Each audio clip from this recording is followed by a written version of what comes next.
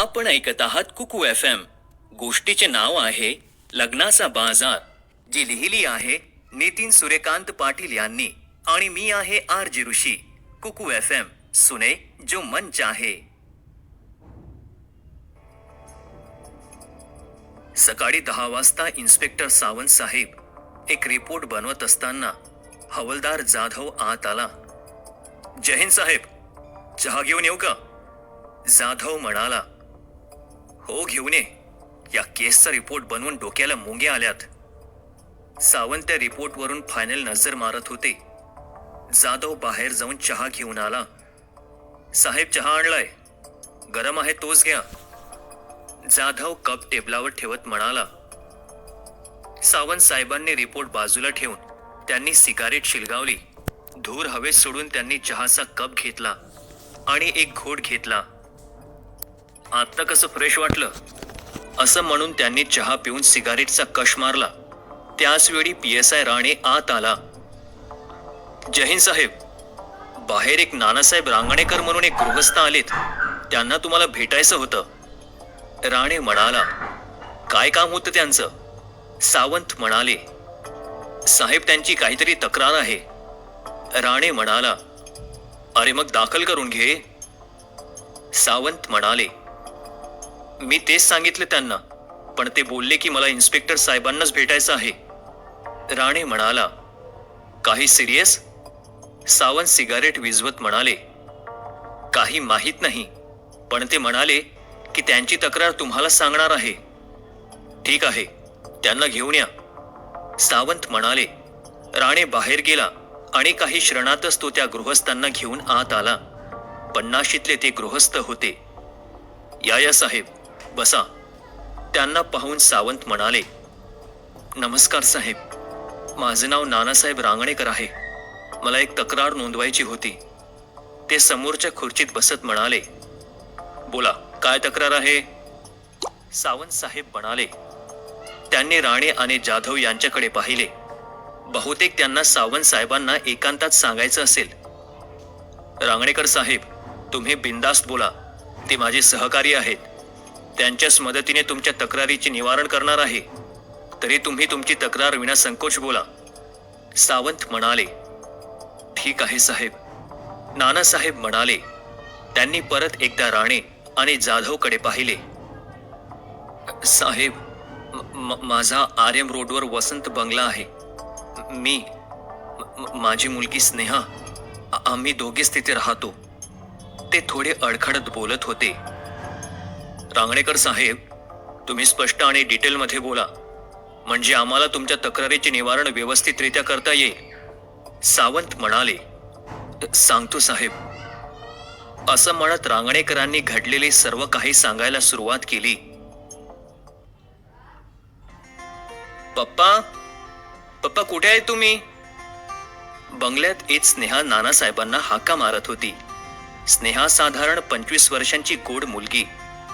बेटा, मी study room मध्ये आहे. नानासाहेब तिचा आवाज ऐकून म्हणाले. स्नेहा स्टडी रूम मध्ये आली. नानासाहेब एक पुस्तक वाचत आराम खुर्चीत बसले होते. पप्पा तुम्ही इथे बसले आहात? मग काय करू? तुम्हाला आपल्या कारखान्यातून रिटायर केलं आणि कारखान्याचा सर्व कारभार सांभाळल्यापासून हेच पुस्तक वाचण्याचं काम राहिलंय. नानासाहेब पुस्तकातल्या शब्दावरून नजर फिरवत म्हणाले. पप्पा असं का म्हणता? नानासाहेबच्या मागून गळ्यात हात टाकत ती म्हणाली. नाहीतर काय करू? तुझ्या लग्नाचं वय झालं, तुला किती स्थळ दाखवली, पण तू तर करिअरच्या मागे लागली आहे. नानासाहेब पुस्तकामध्ये पाहत म्हणाले. बेटा, आपल्या मुलीचं लग्नाचं वय झाल्यावर या वयात बापाला किती काळजी लागली असेल याची तुम्हा लोकांना कळणार नाही. पुस्तक बाजूला ठेवून म्हणाले. पप्पा, तेच तर तुम्हाला सांगायला आले. स्नेहा थोडी लाजत म्हणाली. अरे वा, काय सांगायचं आहे? नानासाहेब उत्सुकतेने म्हणाले. पप्पा, माझं एका मुलावर प्रेम आहे. त्याचं नाव निशांत आहे. स्नेहा म्हणाली. काय? मग त्याला केव्हा घेऊन येतेस? नानासाहेब खुश होत म्हणाले. मला माहित होतं याला तुमचा विरोध नसणार म्हणून मी त्याला अर्ध्या तासाने घरी यायला सांगितलंय. असं म्हणून ती उठली आणि नानासाहेबांना मिठी मारत म्हणाली. तिने मिठी मारली म्हणून ती आराम खुर्ची मागे रेलली गेली. अगं हो हो हो, मी पडेल ना. स्वतःला सावरत नानासाहेब खुश होत म्हणाले. जा जा, तयारी कर, त्याच्या नाश्त्या पाण्याची सोय कर. स्नेहा उठून उभी राहिली. तिचा चेहरा उजाळला होता. ती तशीच बाहेर गेली. नानासाहेबही उठले आणि बाहेर आले. त्यांनी स्वतःच्या कपड्यांकडे पाहिले. आपण पण कपडे बदलले पाहिजे असं म्हणून ते त्यांच्या रूममध्ये गेले. काही वेळातच नानासाहेब चांगले कपडे घालून हॉलमध्ये आले. काही वस्तू इथे तिथे पडल्या होत्या, त्या जागेवर नेऊन ठेवल्या. त्यांनी घड्याळात पाहिले. 11 वाजले होते. तो निशांत केव्हाही येईल. ते दरवाजाजवळ गेले. त्यांनी सहज बाहेर डोकावून पाहिले, पण कोणीच दिसत नव्हतं. स्नेहा तयार होऊन बाहेर आली. पप्पांची चाललेली चलबिचल पाहून तिला हसू येत होतं. हो पप्पा, तुम्ही बसा इथे, तो येईल ना. स्नेहा आरामशीर बसत म्हणाली. नानासाहेब तिच्या समोरच्या खुर्चीत बसले आणि तिच्याकडे पाहिले. ती तिच्या हातातल्या बांगड्या व्यवस्थित करत होती. स्नेहा, तुमची भेट कुठे झाली? नानासाहेब म्हणाले आणि स्नेहाने त्यांच्याकडे पाहिले. पप्पा, आमची ओळख सोशल साईटवर झाली. आम्ही सुरुवातीला चॅट करत होतो. नंतर त्यानेच मला भेटायला बोलवले, पण मी सुरुवातीला नकार दिला. पण तो खूपच मागे लागला. तेव्हा त्याला भेटले आणि त्याने केलेले प्रपोज स्वीकारले. आता त्याच्या आईवडिलांनी लग्नासाठी आग्रह धरला, म्हणून निशांत आणि त्याचे आईवडील तुम्हाला भेटायला येणार आहे. स्नेहा म्हणाली. पण तू करतो काय? म्हणजे त्याचा कामधंदा काय आहे?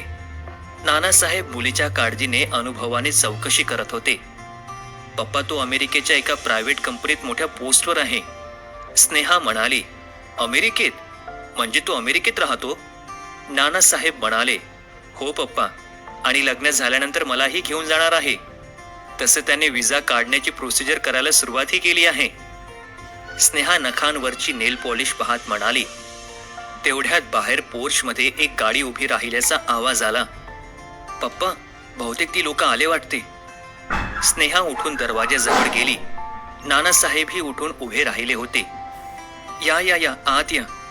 स्नेहा त्यांचे स्वागत करत म्हणाली. नानासाहेबही पुढे झाले. या या या, तुमचीच वाट पाहत होतो. तिशीतला निशांत आणि त्याचे आई वडील आत आले. तेव्हा नानासाहेबांनी हात जोडून त्यांना नमस्कार केला आणि बसायची खूण केली. ते तिघे बंगल्यावरून नजर फिरवत समोरच्या सोफ्यावर बसले. पप्पा, हा निशांत आणि हे त्याचे आई वडील.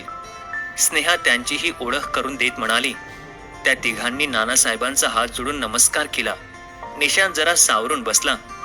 पप्पा, तुम्हाला स्नेहाने सर्व काही सांगितलं असेलच? निशांत म्हणाला. हो हो, त्याने सांगितलं. पण राग मानू नको, एक मुलीचा बाप म्हणून मला अजून काही विचारायचं होतं. नानासाहेब म्हणाले. हो हो, का नाही? निशांतचे वडील म्हणाले.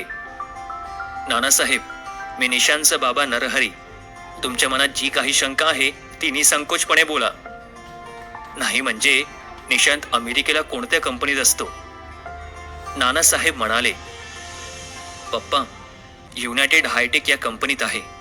असं म्हणून त्याने खिशातून कंपनीची आयडी काढून दाखवली. नानासाहेबांनी ती आयडी हातात घेऊन काळजीपूर्वक पाहिली. आणि पप्पा, तुम्ही नेटवर आमच्या कंपनीचे प्रोफाईल व स्टाफची नावे सुद्धा पाहू शकता. कसं आहे, मुलीची काळजी आहे म्हणून ही शंका विचारावी लागली. या आयडीवरून माझी खात्री पटली. असं म्हणून ती आयडी त्याला परत दिली. नानासाहेब, आम्ही सर्व अमेरिकेत राहतो, पण आमच्या तिघांची एकच इच्छा होती की निशांतची पत्नी ही भारतीयच असावी. त्यासाठी आम्ही भारतात आलो आहोत. नरहरी म्हणाला. आणि लग्न झाल्यावर आम्ही स्नेहाला सुद्धा अमेरिकेला घेऊन जाणार आहोत. नानासाहेबांनी स्नेहाकडे पाहिले. ती एकदम खुश होती. नरहरी साहेब, माझ्या मुलीची खुशी ती माझी खुशी. मला या लग्नाची परवानगी द्यायला खूप आनंद होईल. असं म्हणून ते उठले आणि स्नेहाला प्रेमाने जवळ घेतले. ते तिघे खुश झाले होते. स्नेहा बेटा, जा आतून चहा घेऊन ये. नानासाहेब म्हणाले आणि खुर्चीत येऊन बसले. स्नेहा माझी एकुलती एक मुलगी आहे. माझा गारमेंटच्या एक्सपोर्टचा बिझनेस आहे. पण आजकालच्या मंदीमुळे कारखान्यातले कामही कमी झाले आहे. स्नेहा सर्व काही सांभाळत होती, पण स्नेहाच्या लग्नासाठी तिच्या आईने खूप काही करून ठेवले आहे. नानासाहेब, आमची एक अट आहे. निशांतचे वडील नरहरी म्हणाले. अट? पप्पा, बाबांना असं म्हणायचं होतं की लग्न एकदम साधेपणाने व्हावं. 4 माणसं तुमची आणि 4 माणसं आमची, कारण त्यांना बडेजावपणा आवडत नाही. निशांत वडिलांकडे पाहत म्हणाले. पण हे कसं शक्य आहे? अहो, या शहरात माझी एक ओळख आहे. मोठमोठी लोक माझ्या उठण्या बसण्यात आहे. त्यांना काय सांगू? नानासाहेब म्हणाले. हेच तर नकोय बाबांना, कारण मोठमोठी लोक आली की त्यांचा मानपान सांभाळायचा, त्यांची उठबस करायची बाबांना आवडत नाही. म्हणून ते साधेपणाने लग्न करायचं म्हणत होते. निशांत म्हणाला. नानासाहेब विचारात पडले. तेव्हा स्नेहा चहा आणि नाश्ता घेऊन बाहेर आली. तिने समोरच्या टी पॉयवर तो ठेवला. घ्या मम्मी, घ्या पप्पा, असं म्हणून स्नेहाने ट्रेमधली नाश्त्याची डिश उचलून त्यांना देत म्हणाली. तिने नानासाहेबांकडे पाहिले. ते कसल्या तरी विचारात बसले होते. पप्पा, काय झालं? कसला विचार करता? त्यांच्या बाजूला बसत म्हणाली. नानासाहेबांनी उदासी चेहऱ्याने तिच्याकडे पाहिले. काय झालं पप्पा? नानासाहेबांनी लग्न साधेपणात करण्यावर त्यांचा आक्षेप नोंदवला. पप्पा, हे त्यांनी मला अगोदरच सांगितलं होतं. निशांतच्या वडिलांना लग्न मोठेपणाने केलेलं आवडत नाही, म्हणून त्यांना साधेपणाने करायचं आहे. स्नेहा हसत म्हणाली. पण स्नेहा बेटा, या शहरातील लोक, नातेवाईक काय म्हणतील? नानासाहेब म्हणाले. पप्पा, त्यांना समजावून सांगता येईल, स्नेहा म्हणाली. आणि तिने नानासाहेबांना समजावून सांगितले. ते तयार झालं. लग्न 2 दिवसात करून पुढच्या आठवड्यात अमेरिकेला जायचा त्यांचा प्लॅन होता. नानासाहेब, आपल्याला लग्न 2 दिवसात करावं लागेल, कारण निशांतला कंपनीतून रजू कमी मिळाली आहे. त्याच्या पुढच्या आठवड्यात जॉईंट व्हायलाच पाहिजे. नरहरी म्हणाले. ठीक आहे, माझी मुलगी खुश तर मी पण खुश. करू लग्न 2 दिवसात. स्नेहाच्या खुशीमुळे नानासाहेबांनी त्यांच्या बोलण्याला होकार दिला. त्यांचं लग्न एका मंदिरात झालं. लग्नाला जवळची फक्त 2-4च माणसं होती. नानासाहेबांनी स्नेहाला त्यांच्या एप्तीप्रमाणे 25 तोळे सोने, मुलीच्या भल्यासाठी 10 लाख रुपये दिले होते. स्नेहाचा संसार खूप व्यवस्थित चालला होता. ते या शहरात एका फ्लॅटमध्ये राहत होते. मुलगी एकदा अमेरिकेला गेली की परत भेटणार नाही, म्हणून ती जितके दिवस इथे आहे यासाठी नानासाहेब अधूनमधून तिच्याकडे जात येत होते. तिची खुशाली विचारत होते. तिचे सासू सासरे कोणा एका नातेवाईकांकडे गेले होते. राजा राणीचा संसार अगदी मस्त चालला होता. नानासाहेब पण समाधानी होते. तुम्ही लग्नात मुलींसाठी काय काय दिलत? सावंत रांगणेकरांना मध्येच थांबवत म्हणाले. तर 20 लाखांपर्यंतचे दागिने आणि मुलीसाठी 10 लाख रुपये दिले. हुंडा म्हणून? सावंतांनी विचारले. नाही साहेब, त्यांनी तर एक पैसा मागितला नाही. मी स्वइच्छेने दिले. नानासाहेब म्हणाले आणि पुढे सांगू लागले. त्या सर्वांचा अमेरिकेला जाण्याचा दिवसही उजाडला. स्नेहाचा विजाही आला होता आणि ती अमेरिकेला निघून गेली. त्यानंतर आजपर्यंत तिचा फोन बंद येतो आहे आणि निशांतचाही फोन लागत नाहीये. 4 दिवस झाले मी सतत प्रयत्न करतोय, पण काहीच उपयोग नाही. तिकडे पोहोचल्याचा कॉल केल्याशिवाय माझी मुलगी राहू शकत नाही. मला खूप काळजी वाटली आणि म्हणून मी पोलीस स्टेशन गाठले. त्यांची हकीकत ऐकून सावंत साहेबांनी राणे आणि जाधवकडे पाहिले. रांगणेकर साहेब, तुम्ही त्या कंपनीचे नाव काय म्हणालात, जिथे निशांत काम करतो? राणे पीसी जवळ जात म्हणाला. United hitech company in USA. Nanasaheb म्हणाले. राणेने पीसीवर ऑनलाईन कंपनीचे नाव टाकले. त्यांची साईट खोलली. त्यातील स्टाफची नावेही पाहिली. त्यात निशांतचे नाव होते. साहेब, निशांतने सांगितलेलं सर्व काही खरं आहे. त्या कंपनीची ही साईट आहे आणि त्या स्टाफमध्ये निशांतचे नाव पण आहे. राणे पीसीकडे पाहत म्हणाला. हो साहेब, हे मी पण बघितलं. मग त्या दोघांचा फोन का लागत नाही? नानासाहेब काळजीच्या स्वरात म्हणाले. नानासाहेब, त्यांचा फोन नंबर अमेरिकेतला असणार. जाधव म्हणाला. मग त्या दोघांपैकी कोणीतरी मला फोन तरी करायचा. नानासाहेब म्हणाले. रांगणेकर साहेब, तुमच्याकडे लग्नातले फोटो आहे का, त्या निशांत आणि त्याच्या आईवडिलांचे? सावंत म्हणाले, कसं असणार साहेब, त्यांनी लग्नात फोटो आणि व्हिडिओ शूटिंगला पण मनाई केली होती. नानासाहेब म्हणाले, कमाल आहे साहेब, लग्नात मोजकेच पाहुणे, फोटो आणि शूटिंगला मनाई, यावरून तुम्हाला जरा सुद्धा संशय आला नाही? सावंत राणे आणि जाधवकडे पाहत म्हणाले, शिकली सवरलेली माणसे अशा चुका करतातच कसे, याचंच आश्चर्य सावंत साहेबांच्या चेहऱ्यावर दिसत होते. मान्य साहेब, मला तसा संशयही आला होता, पण माझ्या मुलीच्या प्रेमाचा पडदा माझ्या अकलेवर आणि डोळ्यावर पडला होता. नानासाहेब थोड्या दुःखाने म्हणाले, रांगणेकर साहेब, तुम्हाला त्या निशांतचं आणि त्याच्या आईवडिलांचे चेहरे तरी आठवत आहेत का? सावंत म्हणाले, हो साहेब, माझी व्याही आहे ती, मी कसा त्यांचा चेहरा विसरणार. जाधव, एक कॉन्स्टेबलला यांच्या बरोबर द्या आणि स्केच आर्टिस्टकडे घेऊन जायला सांग. सावंत म्हणाले, हो साहेब. जाधव नानासाहेबांकडे पाहत म्हणाला, ठीक आहे, आम्ही आमच्या पद्धतीने त्यांचा तपास करतो, तुम्ही काळजी करू नका. आम्हाला जसं कळेल तसं तुम्हाला कळवतो आम्ही.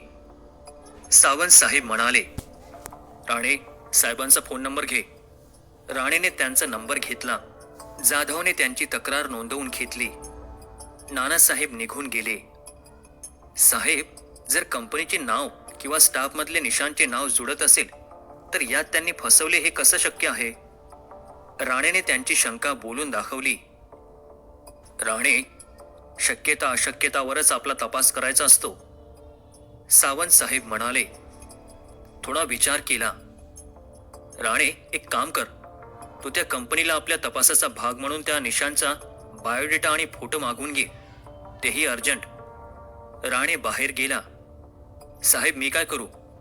जाधव म्हणाला. जाधव, त्यांनी जी सोशल साईट सांगितली त्यावर या निशांतला सर्च कर, त्याचे फोटो नानासाहेबांकडून आलेल्या स्केचवरून कन्फर्म करून घे. सावंत म्हणाले.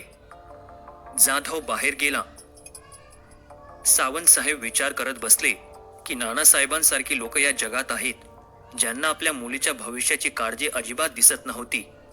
तर मुलीच्या आवडीला प्राधान्य देणारे असे वडील असू शकतात का? यात नक्कीच काहीतरी काळबेरं असण्याची शक्यता अधिक आहे. लग्नाला कमी लोक असणं, फोटो आणि शूटिंग करायला बंदी करणे, यावरून ही कोणती तरी टोळी असण्याची शक्यता आहे. हे सगळे अंदाज सावंत साहेब करत होते.